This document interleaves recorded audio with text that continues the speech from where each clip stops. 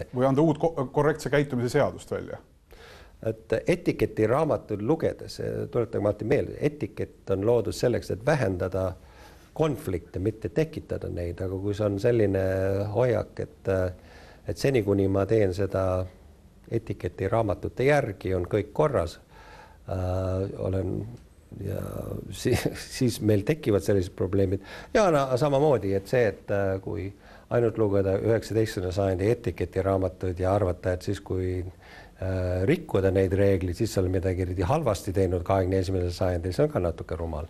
Pigem, millest on puudus, on see eetiline kompass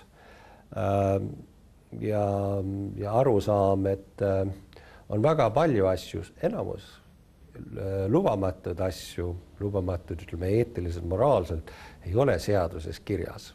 Seaduses on need asjad kirja pandud, mis on nüüd kõige ekstreemsemad näited, aga inimeste petmine võib-olla mitte rahalike vahenditega mingi muul viisil on lihtsalt ebaeetiline, sa ei saa minna vangi selle eest, aga see on sama liiki halb käitumist, kui on rahaliselt kedagi petta.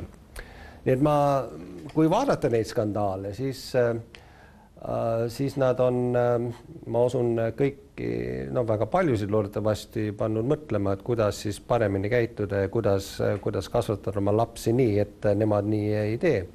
Teisalt ma arvan, et see on olnud väga positiivse puhastava mõjuga. Palju parem on, et me teame nendest asjadest nüüd, kui